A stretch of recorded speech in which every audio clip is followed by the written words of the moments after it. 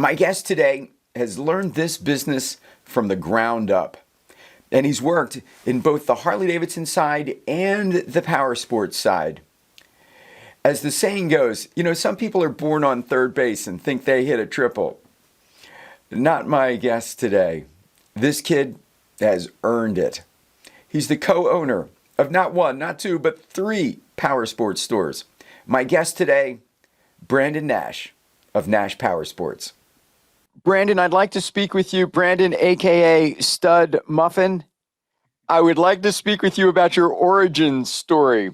Yes. You've gone from a power sports dealership when you were young to a Harley Davidson dealership back to a power sports dealership. You have gone from a lot person to a salesperson to a sales manager to an F&I manager to co-owner. Let me ask you something. How important was this from the ground up education to your current success? It was absolutely critical, and I'm very blessed that I was able to do it the traditional way. I gotta say, from the position I am now, to be able to understand where all those people, employees of mine, what their mindset is, what their day to day is, getting up and being encouraged to go to work and push a broom, or encouraged to go to work to mount tires. Those are the types of things that I can definitely appreciate, knowing, because I walked in their shoes and still sometimes obviously do what they do just to show that I'm not above that. Yeah. It's been critical to my success. Yeah, Especially when you're I was speaking with a former dealer principal not too long ago, a very successful one from California, and he told me that he would regularly, even as he's 15 years dealer principal, would regularly work in his departments just so he could absolutely. see the world from his people's perspectives. Yeah, you So I can't just love that. change. Yeah, you can't change policies. You can't update things that you've done in the past if you don't get in there and do it with them. Yeah. Sometimes I can be a little stubborn and think my way is the better way, but I'm always tell them up front, we could change. We could do something different. If this doesn't work and it completely backfires, no problem. We'll go back to the old way. But I'm not afraid of changing. I'm not afraid of doing stuff that's new, especially if it's adapting to what our current challenges and stuff are. Yeah. All right. That's cool. Now, so you've had these great levels of perspective, or positions of perspective. Now, tell me about going from power sports to Harley back to power sports. What are some differences between the power sports business and the Harley Davidson business from your view? Well, the emotion side is by far what I point to all the time: power sports versus Harley. To have a 67, 69-year-old man literally in tears, crying at my desk when I was at Harley, because this has been his lifelong Yeah, dream. tell me about that. Yeah, I mean, you in the finance office, you can go through the motions every single day, spinning paper, transaction, but there are times where you get that person, and you're in the middle of signing, or you're in the middle of your pitch, or they're you know choosing this or choosing that, and it just comes down to where the guy just stops, and he just takes a breath, and he's like, I have literally been wanting to take this pen to paper and sign my name for longer than you could imagine, and just in tears. And it's not so much that it doesn't make you appreciate your job, it appreciates the steps that he took to get to that point. Yeah. There were some ups, there were some downs. Life gets thrown at you, but at the end of the day, he stuck to it, and he got to that mountaintop that he wanted to do to ride it. And on the power sports side, I still see that a lot, especially when we're taking a car or a machine, and we're taking it from mild to wild, and we have that same experience. But it's just an emotional side, and sometimes it's even transactional. You sometimes go out and sell a Kawasaki Mule, and the guy just needs it for work, and he has Yeah. no attachment to it whatsoever, Yeah. other than it does the job that it needs him to do. And then you have the other one where we have a guy that does a full nasty customs build and puts $60,000-$70,000 into it, and he wants to drive it and show it to everybody, and he's Yeah. so incredibly proud to it. So that experience, power sports and Harley, man, I use that every day, every Yeah. single day.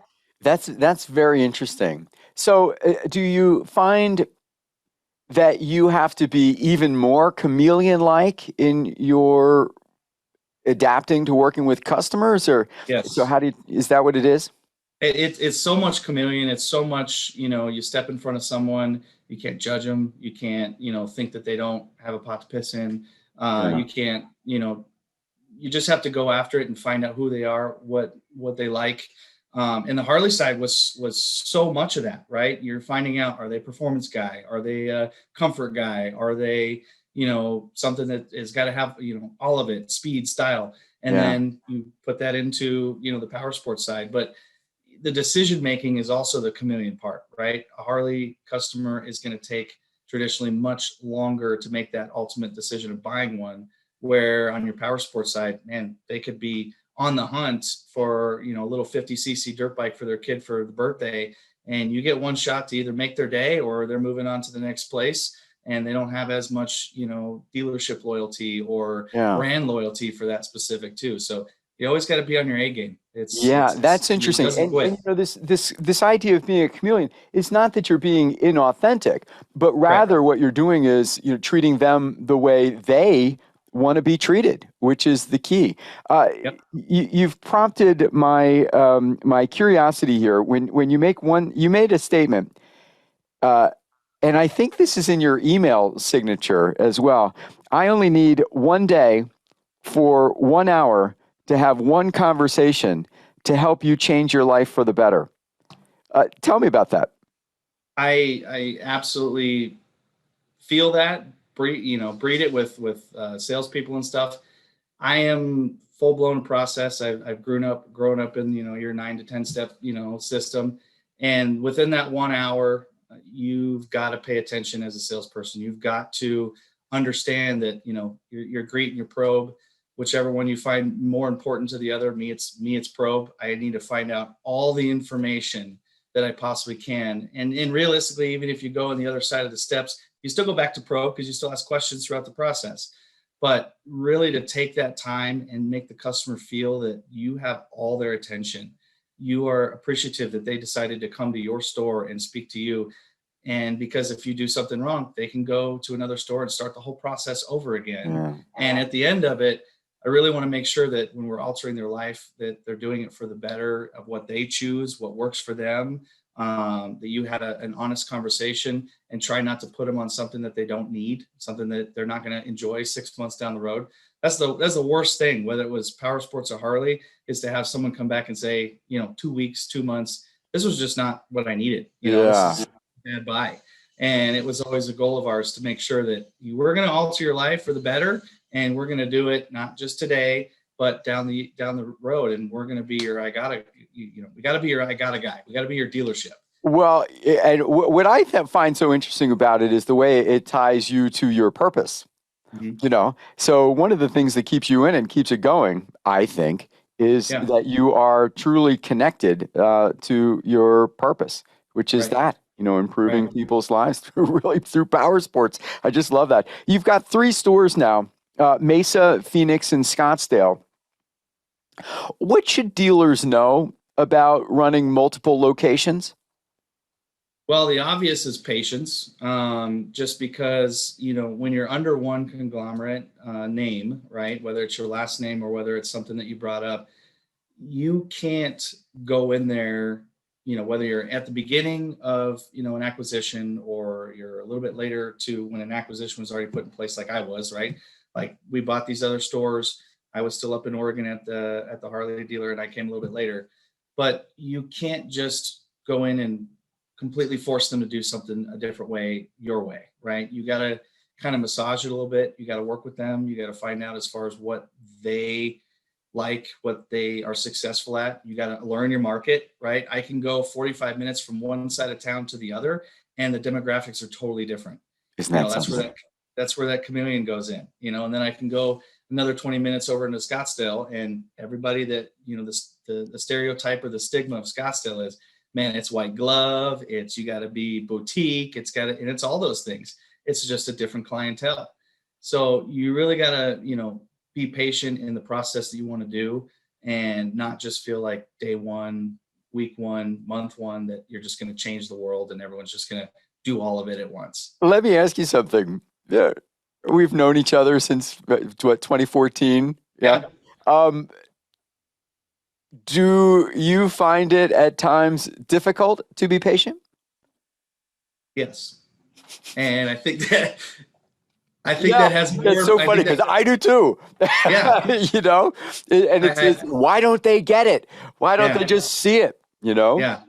Well, and it's not that they don't see it. You have to prove it. And Yeah, unfortunately, when it comes down to it, you prove it by getting back in those trenches and show them how it works. yeah, You, if you want to change something in the finance department, you go do it. You go yeah, show them what we do, whether you're menu closing or whatever it is. And then you say, this is how we affected these changes, right? Those are the numbers that we produced. I love the movie Days of Thunder because, you run 50 laps my way with these tires, you're going to run 50 laps the other way with your tires, and we're going to see what they look like at the end of it. That's like the perfect analogy of when, I'm talking to someone and they're kind of butting heads or being stubborn a lot. Like, all right, I'll do your way. And then we're going to try something a little bit different and we're going to see how it works. yeah. And I You have just love that. You know, and you have to be okay with the results, whether they work well in your favor or if their other side, because you could learn something nice. You can learn something different that, you can adapt in your own lifestyle. yeah, and what's so cool about that is, in digital marketing parlance, that would be A/B testing. That's what that is. So that's Yeah. great. Your dealership testimonials talk about they rave about fast responses. They rave about updates on ordered bikes. They talk about rides home. They talk about no pressure, a willingness to talk bikes, a willingness to walk through the purchase process and explain each step, which I think is great. Um, uh, some quotes. People here who actually give a damn. It only took an hour. Negotiated for 15 seconds. They were attentive, jovial. 2 points for using the term jovial. They Right. were attentive, jovial, and accommodating, and they seemed truly happy for my business. Are these standards? Are these results that you're obtaining?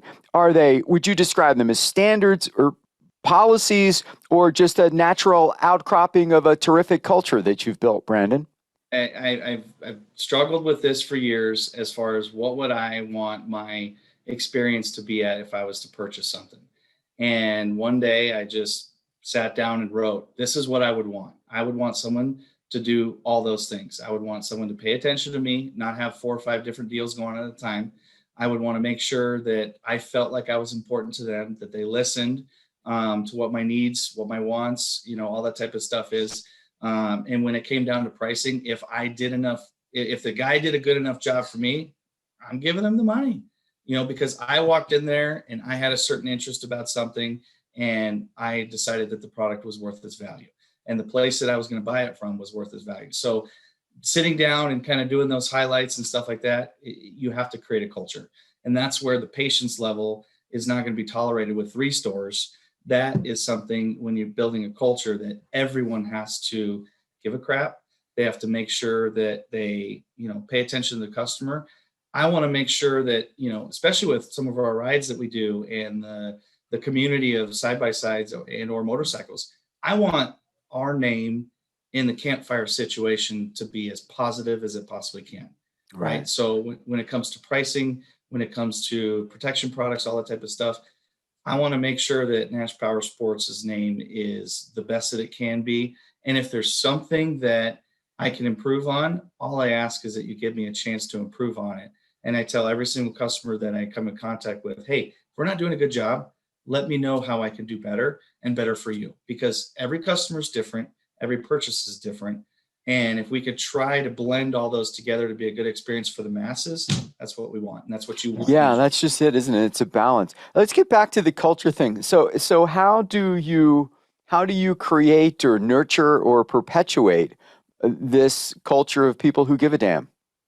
Well, one of the things that I practice at the dealership up in Oregon at Wild Horse Harley is a little bit of a smaller town. And we had more local customers come in there all the time, right? There's stuff to do at that particular town, but it's all outside stuff, right? Skiing, snowboarding, that type of stuff. One of the culture things though was these people got to come in and we got to know their name. We got to have the cheers mentality. And it was something as simple as if I didn't know the customer's name, I looked to my partner. Hey, what was his name? That's Mark. Mark, and what did Mark buy? Mark bought a, electric light, whatever it was. And the dealership themselves completely caught on to that. So that was part of what the culture was, is having that welcoming feeling. That was the one and main goal. Everyone that walks through this door has got to have a welcoming feeling. What's more welcoming is when you come back to someone says, hey, Mark, how's it going? Right. How was the ride today? So taking that same atmosphere or in philosophy, putting it in the power sports is a little more difficult when you have 3 stores, as far as knowing everyone by name. But one of the things you can do is, even if you don't know their name, the facial expressions, the body language has got to be welcoming. And that's, the more part of it. If you can get off, on the right foot, Phoenix has got a lot of traffic. And, if they fought through that traffic to get to your store, how easy it was to find or not easy it was to find, you've got to make sure that they're feeling welcome when they walk in the door and that you actually care that they're there. And that was always important, but now even more important, because today's shoppers, to drag them away from their computer or out of their home, to come to your store is 3 times as hard than it used to be. Yeah, the dealership that was up there, it wasn't the easiest to get to. And when you had someone that came in and said, do you know how hard it is to find this place? Well, you knew that you were at the bottom. And the only way that you could possibly climb out of it was to give them a better experience and climb up. Yeah. At least we knew where we were at, right? They were already upset that they couldn't find us that easily. Hey, you know what? I know where we are. Let's go up. Are you worth coming to see? That is a great question.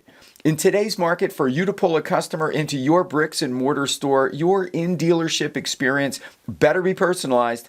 It needs to be next level. It needs to have a wow factor. Are you and your people worth coming to see?